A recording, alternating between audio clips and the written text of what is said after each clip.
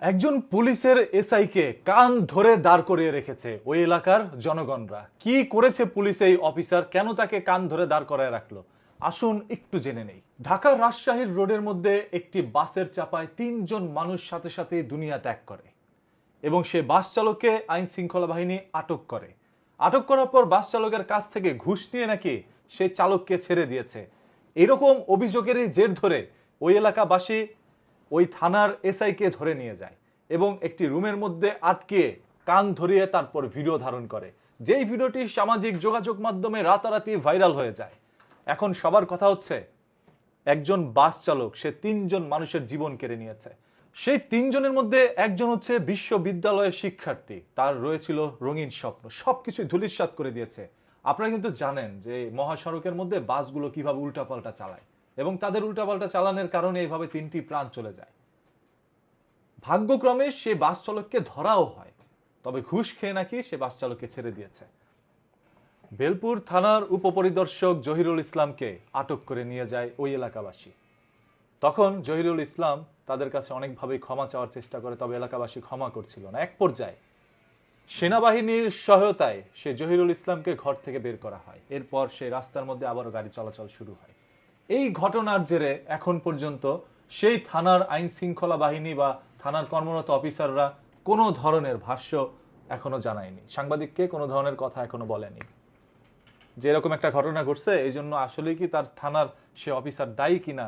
এটা তো উপরের যে কর্মকর্তা রয়েছে, তার চেয়ে বড় কর্মকর্তা রয়েছে, তারা তো জানাবে যে এরকম একটি অপরাধ তিনি করেছে, এখন আমরা এই ব্যবস্থা নিব, বা তিনি এরকম কোনো অপরাধ করেনি, জনগণ ভুল বুঝে তাকে ওই ঘরের মধ্যে আটকিয়ে রেখেছে। এরকম কোনো তথ্য এখনো তারা কিন্তু প্রকাশ করেনি।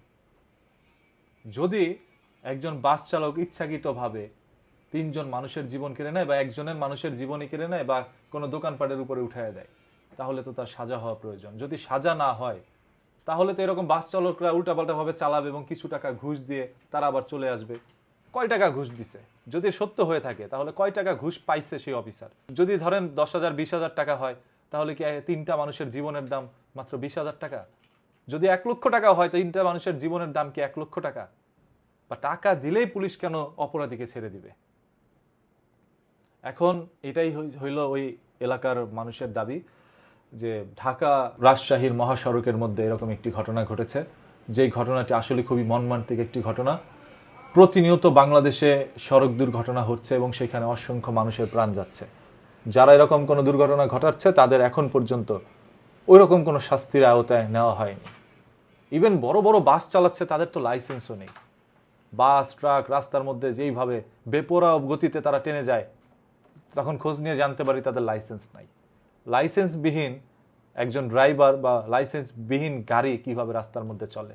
এই যে কিছু পরিমাণ টাকা এদিক ওদিক করে তারা রাস্তার মধ্যে এরকম মেয়াদ উত্তীর্ণ গাড়িগুলো চালায়। সো পুলিশকে আরো কঠোর হতে হবে এবং যদি পুলিশ এই ধরনের কোনো কাজ করে থাকে, অবশ্যই সেটার বিরুদ্ধে সবারই একত্রে হতে হবে। আইন শৃঙ্খলা বাহিনীর দৃষ্টি আকর্ষণ করছে, আপনারা এই বিষয়টা একটু খুঁটিয়ে দেখেন। যদি এটা সত্য হয়ে থাকে যে সেই এসআই এই ধরনের কোনো কাজ করেছে, তাহলে তার বিরুদ্ধে ব্যবস্থা নেন। আর যদি এটা মিথ্যা হয়ে থাকে যে এসআই এরকম কোনো কাজ করে না, শুধু শুধু তাকে কান ধরিয়ে তার মান সম্মান হরণ করেছে, তাহলে যারা করেছে তাদের বিরুদ্ধে কোনো ব্যবস্থা নেন। সবাই সতর্ক থাকুন, ভালো থাকুন।